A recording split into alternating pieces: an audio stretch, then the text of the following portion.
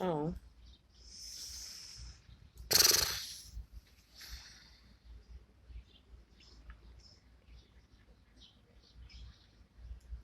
the download of the day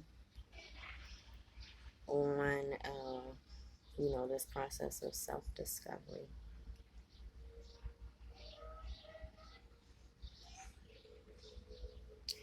One of the things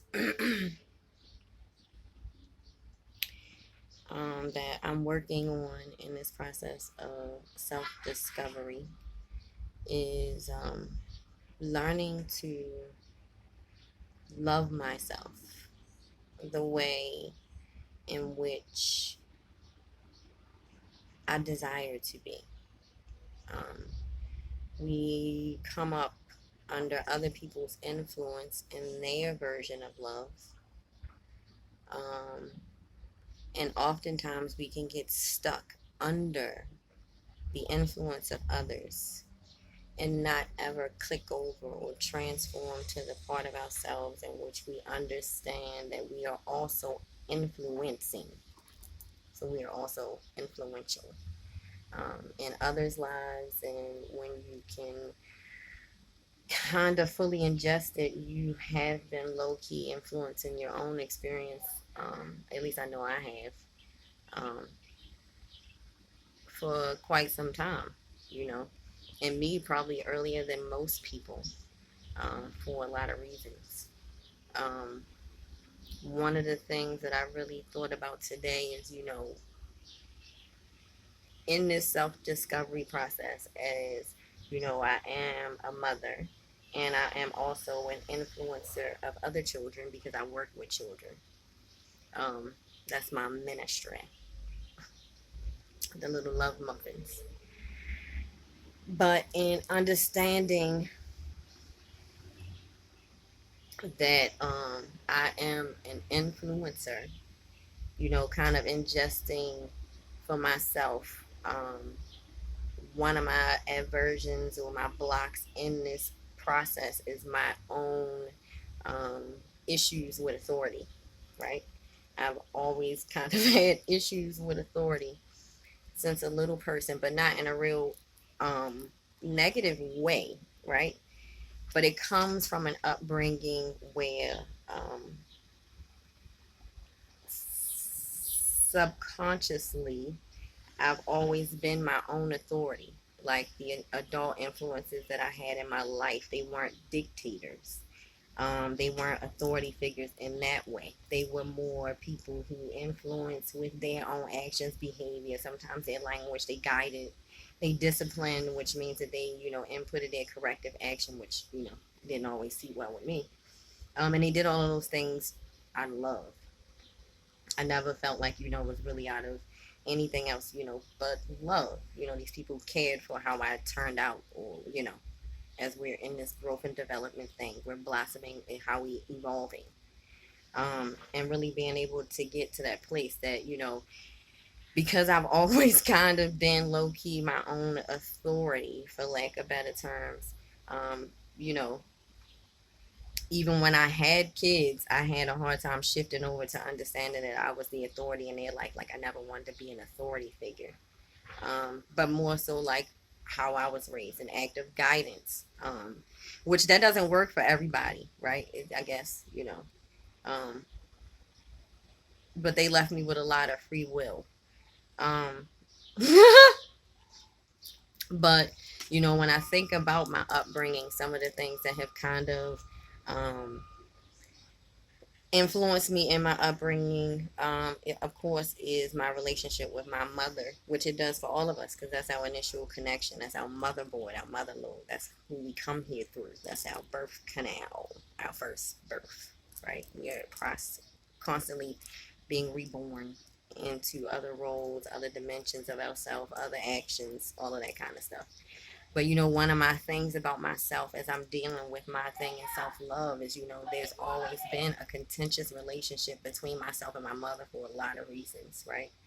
But really healing that relationship on my own internally and trying to heal it with her because I just don't want it to be that way the rest of our lives. Like, I just don't even. But one of the things I really had to think about how I deal with myself is that, there was a time that I felt like my mother detested me, you know, and that has been a thing between us. And it could just be a feeling that has no merit in her heart, but it comes from, our relationship and the contention of it, and feeling like my mother has never approved of me, my decisions, anything, right? She hasn't approved of the way I love, chose to love. I don't think I just never have felt her approval.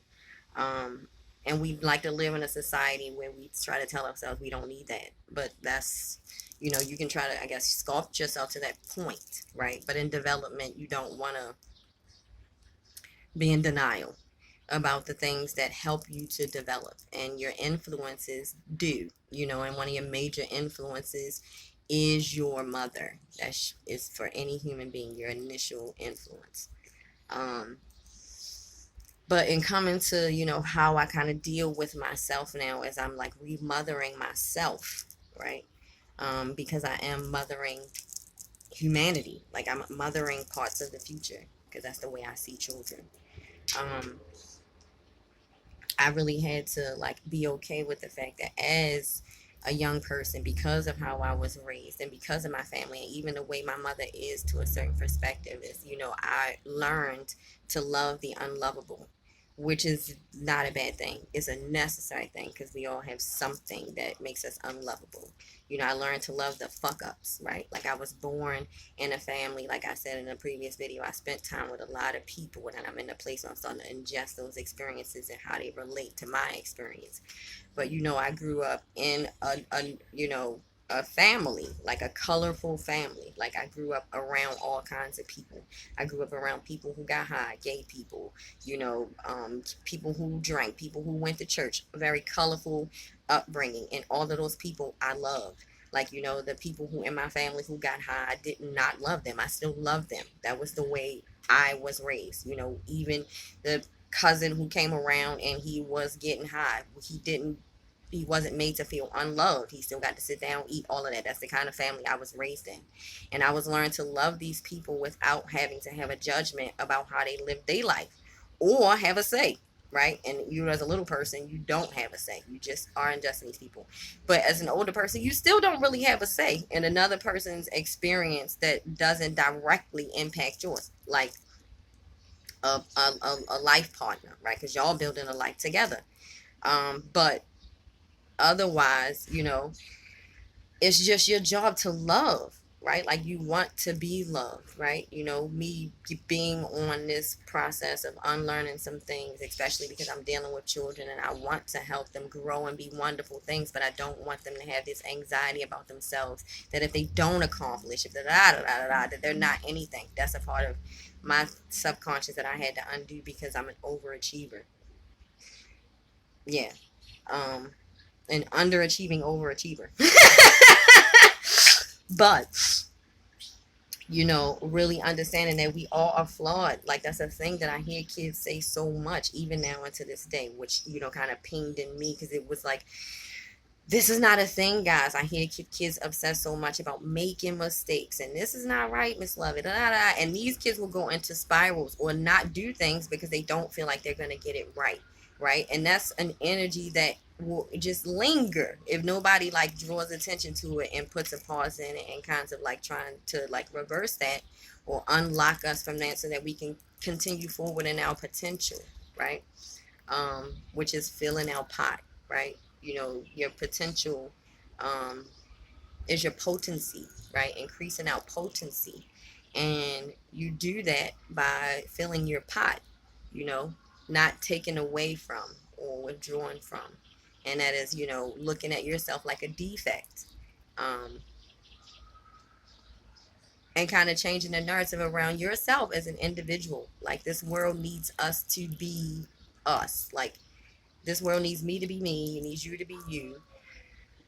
Because there's things that each one of us individually have to do or can do to add to this collective that we all share if we all care. That's another thing, that I'm getting okay with in my spirit is naturally I'm a nurturer and a caregiver, which also hasn't always aligned with my mom because she's not that woman. Like she's not really a family woman. She's not really a nurturing woman. She hasn't really taken that much time to understand what it takes to develop a family, which contributed to a lot of our brokenness.